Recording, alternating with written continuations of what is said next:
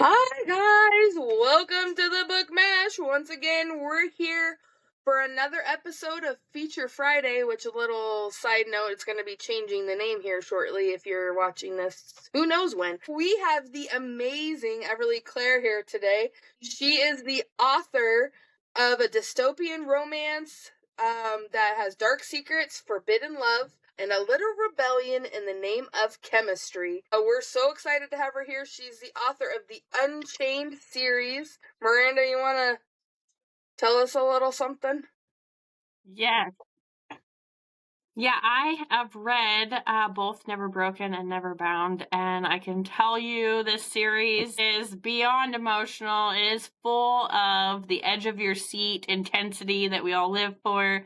Everly, would you like to introduce yourself to our viewers and tell us a little bit about you and your books? So let's start with Never Broken and Never Bound. Those are my, I guess you could say, my debut books as Everly. I have written other books under different names, and I will not tell you what they are. But yes, but for all intents and purposes, they're my debut. I started writing Never Broken about 10 years ago. It did not take me 10 years to finish. There's an explanation. Started writing it. I was on a boat and I had a lot of time to kill. I was sailing across the ocean. And I basically started writing it then. Fast forward, 10 years later, and I decided to publish it. Well, I published it online first. It got a great response. I decided to actually publish it as a book. In terms of, let's see, what else do you need to know about me? Well, I currently live in Bermuda. I'm an island girl. I lived in the British Virgin Islands for a long time, so I'm a multi-island girl, I guess you could say. It makes it very hard to, it's easy to write here, but it's actually a little bit harder to market the books. For one thing, I don't have easy access to things like TikTok because I get locked out of it, like geographically. So that's a challenge. I can't do signed copies very easily because it would cost $1 million to ship them from Bermuda. So yes, but by and large, the response to the series, Never Broken, then Never Bound, overall the Unchained series is what it's called. The third book in the series and final book in the series comes out in at August 6th, so very soon from now. In fact, I'm actually accepting my editor's changes at the moment, and I'm sending out arcs probably in 2 days, maybe even 1 day. So I'm excited about that. So the series will actually wrap up. It may continue in another form, but this part of the series will wrap up with Never Lost on August 6th. And I'm very excited, and I've been thrilled with the response so far, and reader reactions have been amazing. And I guess that's me for now. Amazing. Yeah, I can tell you I am super, super excited. I'm so jealous you live in Bermuda. I want to it's actually quite lovely right now. It's it's kind of a long story as to how I got here, but I'm actually outside right now enjoying. It's very hot right now, so that's the only problem. Summer gets very hot, although this is sort of like the high season for tourism in Bermuda, but the evenings are lovely. In fact, I'm actually spending it outside. You can probably hear like the frogs in the background. The frogs are like incessant here. But yes, cool. I do recommend it. Man. That's like a bucket list item for people to visit, let alone live. That's very awesome. Yes. Okay, let's go inside the Unchained series. Your main character, Louisa, is thrown into a world of danger, forbidden love, and resistance. What was it like writing from her perspective, especially as she grows and makes these intense choices? Wow. So let's see. I'm kind of weird when it comes to female characters. They don't tend to follow the standard pattern, especially for dystopian books. Dystopian books tend to, with female characters, they tend to start from sort of like the female character tends to be very sort of like scrappy, kind of like fighting, like action hero, type of action heroine type of personality. Louisa comes from a very different place from that. She's very privileged. She's very naive. Some people don't like that about her, but I like that about her a lot. And some people call her soft. I agree that she is soft, but she gets much tougher and much more resilient as the series goes on. She gets smarter and wiser, and her character growth, I think, is one of my favorite things about the series, actually. And like I said, not everybody appreciates that. Some people want her to be, very sort of enlightened, kind of right away. They want her to be sort of like fighting, like right out of the gate. That's not her, but she does fight eventually. She fights very hard. In the third book, she does a lot more fighting, like a lot more. Awesome. So there's a very powerful emotional thread in the story. We have love developing in secret and under the weight of fear and consequence. How did you approach writing a romance that is forbidden yet very deeply bonded? So forbidden romance is probably, well, it is my favorite trope. It's my favorite trope ever. Honestly, I can't imagine writing a book without forbidden romance in it. So probably for as long as I live, I'm going to be writing forbidden romance. And I can't really explain why I'm drawn to it so much. Maybe I just like the danger. Maybe I just like the excitement. Maybe I just like something that's sort of like out of the ordinary, like something that is just very, very difficult to actually find. I mean, how often in our everyday lives do we encounter a romance that's like truly forbidden? Yeah. In this day and age, people are like, oh, well, it's forbidden, to date your brother's best friend. And I'm like, come on, that's not forbidden. That's awkward at best. So for me, yes, forbidden, high stakes, danger. I want it all. I want real stakes. So that's me. And some people actually, well, some people, really have a hard time dealing with that because, it's like the tension is almost kind of like painful at times. Like people have told me that. So that can be difficult and it's intense. But that intensity is sort of what makes it all worth it, in my view. Yeah. Forbidden Love's one of my favorite tropes just because it's like the butterflies that you get in your stomach when like they see each other like on the other side of the room, but they can't let anybody else know that they actually like have a thing going on, I love it. You have no idea. I just love it. No, you know what, Miranda? I would have had an idea if my email liked me. Okay. Let's skip around a little bit. The world of the Unchained series feels so layered, both the physical setting and the system of power. What did your world building process look like? Wow. So I always find it really funny when people ask me, or like when people tell me, your world is so complex, how did you do it? And I'm like, well, I actually did like the minimum amount of world building I possibly could.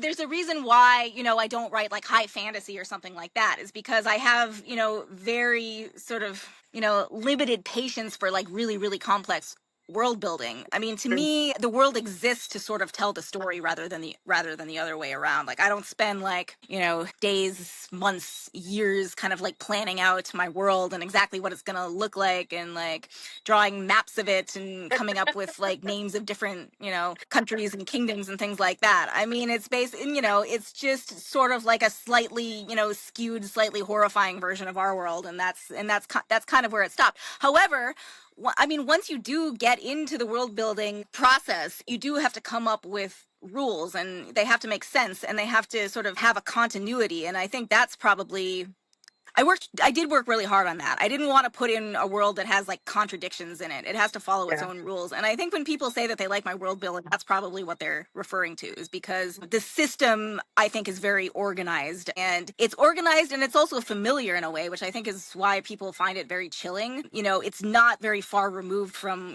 what we have. And that's really disturbing, but it is. And it's also why, it can sometimes like grip people like really hard, because it is like that. It is familiar. There's similarities to our world, but it's just, sort of taken to just like a very horrifying extreme, I guess I would say. No, it's funny because we were talking, I don't remember who we were talking to, and I was like, I would be a terrible author because I would write a book and just automatically assume that everybody knows about my world because I don't want to put the work into building the world. I just want them to know my story. So I couldn't do it. Yeah. No, I think you and I are kind of on the same wavelength with that.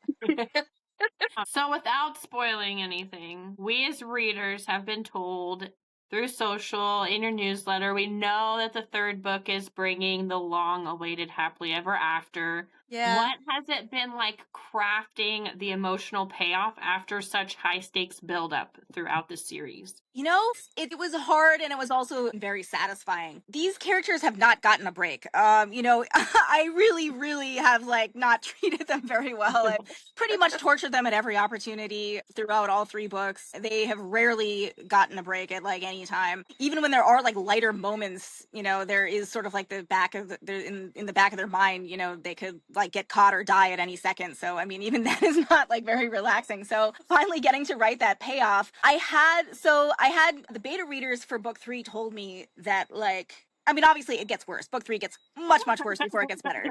I mean, obviously you know that, but it's sort of like, it almost has sort of like 3 or 4 like false endings. Like when you think it's going to be okay, oops, it's not okay. There's more torture in store. Yeah.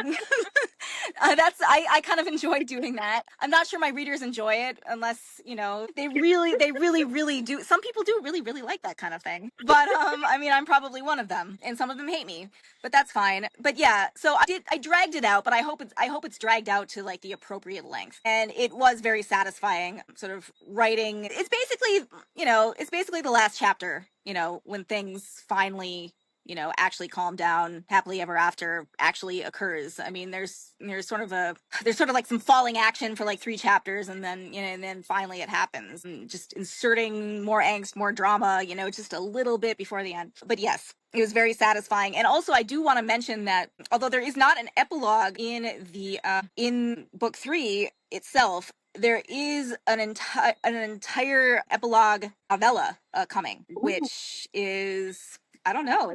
Yeah. So basically, they have like a whole other adventure like after that, which is basically serves as the epilogue, but it's not, instead of just like 1 chapter, it's a whole book.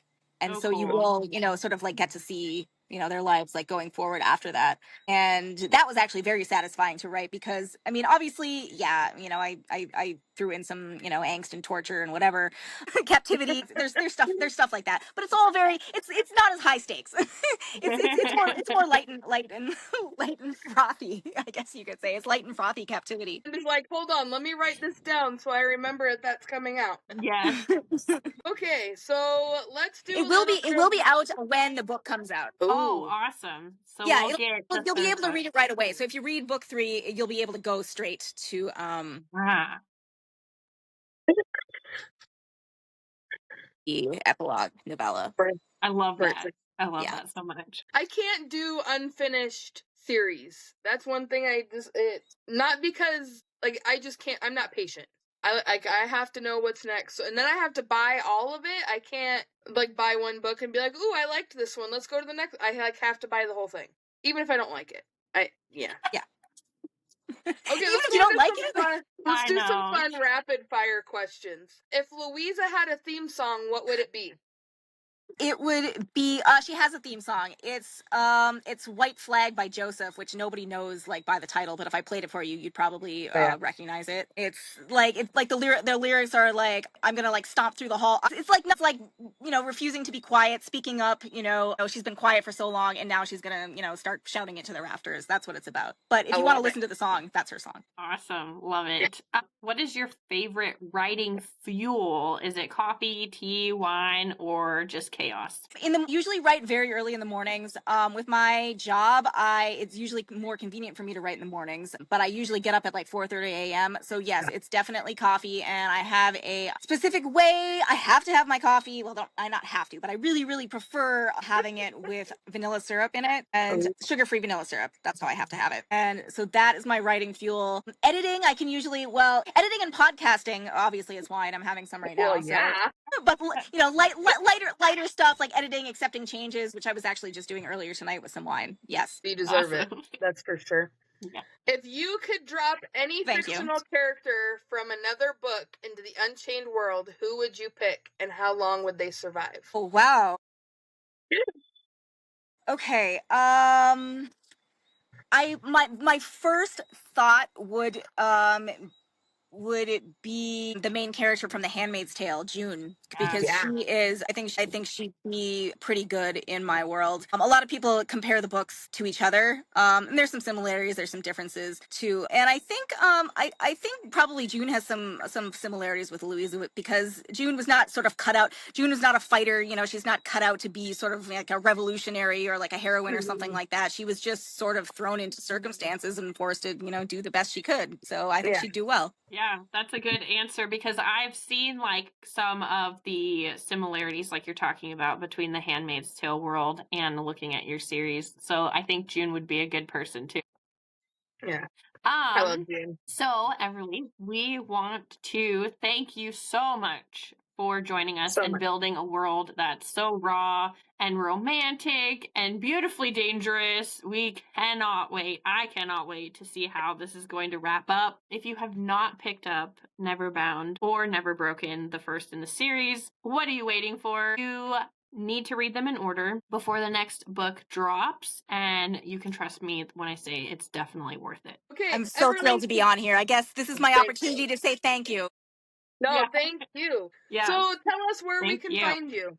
Where Thank can we you. find your books? Where can we find you? All the good jazz. Oh, okay. I'm mostly so I am on TikTok and Instagram, but I'm mostly on Instagram because Instagram is much nicer to me. So at Everly Claire Author. At Instagram. I would recommend, actually, if you really want to keep in touch with me, signing up for my newsletter. You can go to everlyclaire.com and you can get a free novella, a prequel novella, which actually has some characters that show up in book 3. I didn't mention that, but so you can actually read that and those characters will come back, and I'm planning to get them their own book at some point. So I would recommend doing that, and then I send out a newsletter. That's probably the best way to connect with me. Awesome. Well, I know I'm excited, and I'm excited now that I can go back and read both of them because I've been wanting to. I just hadn't gotten there. Miranda's a much faster reader than I am. It's okay. We all have our different reading speeds and genres and things that we like, so it's not a big deal. Honestly, I'm actually a pretty slow reader myself. When I was younger, I was actually very fast. I would just tear through books, but I just don't have the attention span that I used to.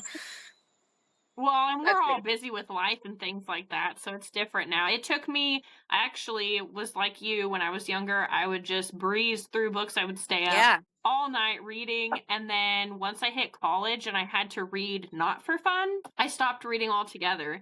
And I just started reading again like a year ago, and it's been pretty amazing. So you're welcome. Yeah. All right, everyone. Make sure that you're following Everly. We will have all of the social links and website link in the caption on YouTube. So make sure that you grab those. Until next time, stay mashed and keep reading.